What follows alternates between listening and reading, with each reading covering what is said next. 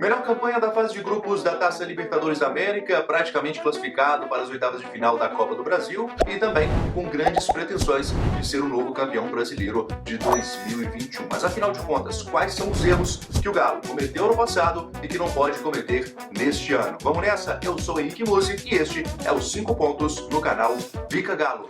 Em 2019, o Atlético foi eliminado pelo Cerro Porteño ainda na fase de grupos da Taça Libertadores da América. A equipe, à época, comandada por Levir Coupe, ainda tem algumas peças remanescentes, como Guga, Igor Rabelo, Hever, Jair e também o nosso querido Natan. Em 2021, uma situação completamente diferente, né? O Atlético teve a melhor campanha da fase de grupos da competição e encara agora um Boca Juniors que tem mais história do que futebol. Mas a camisa realmente é muito pesada e por isso podemos esperar um jogo muito duro. Nunca é fácil atuar contra uma equipe argentina, principalmente se tratando de Taça Libertadores da América. O time comandado por Miguel Ángel Russo terminou a fase de grupos não apresentando um futebol tão vistoso e na segunda colocação, terminando atrás do Barcelona de Guayaquil. Entretanto, se tratando de Taça Libertadores da América, a gente tem que ter sempre um pé atrás. Eu vou lembrar aqui para vocês 2017, quando o Atlético também teve a melhor campanha da fase de grupos e foi eliminado pelo modesto Jorge Wilstermann. Aquele time que tinha ali Jorge Micali no banco de reservas comandando a equipe, Robinho, Fred e companhia limitada, uma equipe que foi montada literalmente para vencer a Taça Libertadores da América, mas foi surpreendido pelo Jorge Wilstermann. Então são erros que foram cometidos no passado, um passado recente e que não podem ser cometidos nessa temporada. Não há jogo fácil na Taça Libertadores, mas eu ainda acho que o Atlético tem um elenco muito superior ao Boca Juniors, o Boca que passa no meio da Taça Libertadores por uma reformulação, a gente vê alguns atletas saindo da equipe, e a gente espera realmente que o Atlético possa avançar de fase. Será muito triste ser eliminado pelo Boca Juniors com uma equipe muito superior tecnicamente e com um treinador que eu acho que pode apresentar mais do que o próprio adversário. É aquela máxima, né, pessoal? Respeito ao adversário, mas imposição dentro de campo. Agora, no ponto 2, vamos falar sobre Copa do Brasil. O último título do Atlético foi em 2014. Todo mundo se lembra, contra o principal rival, o Cruzeiro, aqui no Mineirão. De lá pra cá, não guarda-se boas recordações da competição. A última, então, nem se fala. Eliminação para o Afogados, naquela equipe comandada por Rafael Dudamel, que entrou em campo com um esquema com 5-4-1, né? Atuando ali com uma linha defensiva que ninguém entendeu absolutamente nada. Um goleirão lá com um boné todo esquisito. O Atlético acabou sendo eliminado da Copa do Brasil. Entrou, então, depois do Jorge Sampaoli. A equipe mudou muito,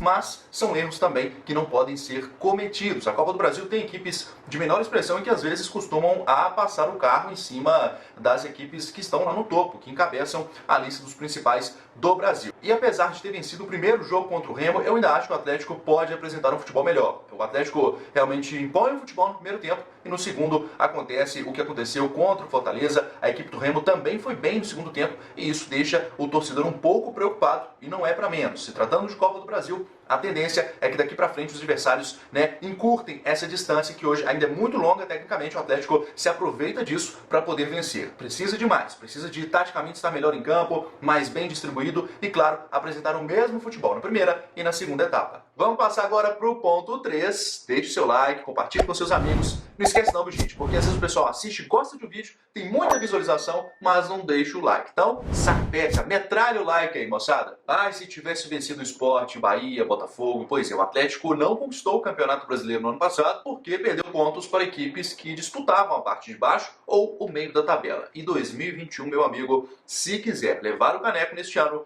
não pode cometer os mesmos erros do ano passado. O Atlético ficou a 3 pontos do título do Campeonato Brasileiro e literalmente entregou esse título ao Flamengo. E para ser campeão brasileiro, turma, precisa vencer as equipes que lutam na parte de baixo da tabela. Quando você encara um Flamengo, um Palmeiras, um Corinthians, que talvez não vai tão bem na competição, mas que é uma equipe de renome aqui no Brasil, entre tantas outras, né, o próprio Grêmio, o Internacional, você tem uma margem, uma gordurinha para se queimar. É normal encarar essas equipes que têm talvez o mesmo nível técnico do que o do Atlético e talvez perder a partida ou empatar, mas para isso precisa vencer quem está na parte de baixo da tabela. Talvez nem só vencer, não perder para estes times, ganhar algum ponto, fora de casa, principalmente os jogos são mais difíceis. O Atlético não fez isso no ano passado e por isso, especificamente por isso, perdeu o título do Campeonato Brasileiro. E este ano começou mal, perdendo para o Fortaleza 2-1 no Mineirão, um resultado para mim inadmissível e, claro, tem que se pensar muito para o discorrer da temporada. Campeonatos de pontos corridos se chama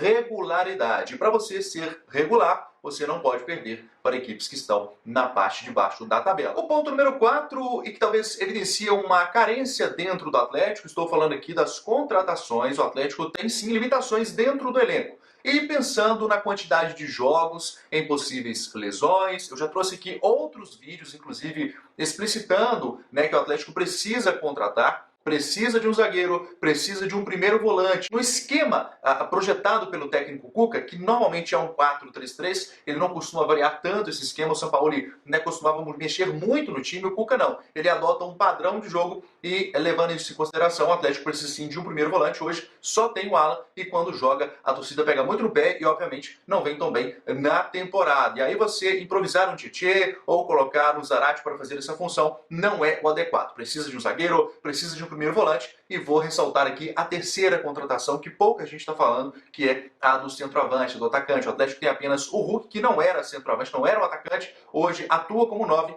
E aí imagine só, se o Atlético perde esse jogador, nem o Sacha e nem o Vargas, vão me desculpar, conseguem cumprir essa função. Sabe por quê? São jogadores que saem muito da área, não tem o perfil ali de ficar posicionado como um centroavante. Hoje o Hulk cumpre muito bem essa função, mas pessoal, vamos pensar a longo prazo. O Atlético precisa reforçar o setor defensivo e também o setor ofensivo como atacante. O ponto número 5 eu deixo para você, meu querido espectador. Na sua concepção, desses erros que eu citei aqui, eu falei de contratações, eu falei da Copa do Brasil, o que o Atlético fez no passado, da Copa Libertadores. Na sua concepção, você que está aí, deixa um comentário para mim e me diga um outro ponto ao qual a gente não abordou aqui, que você acha que um erro que não pode ser cometido nesta temporada. Aguarde seu comentário, eu vou te responder também. Foi um prazer, galera, estar falando com vocês aqui em mais um domingo, 5 pontos com o Henrique Musi. Tá cada vez melhor. Sabe por quê? Eu tô vendo muita adesão da parte de vocês. Peço que compartilhem, que deixem o seu like, é muito importante para que a gente tenha este feedback. Um likezinho rapidinho, clica aí, compartilha com geral nos grupos de WhatsApp. É claro, eu tenho certeza que você vai fazer isso. De amigo para amigo, beleza? Até domingo que vem e fui!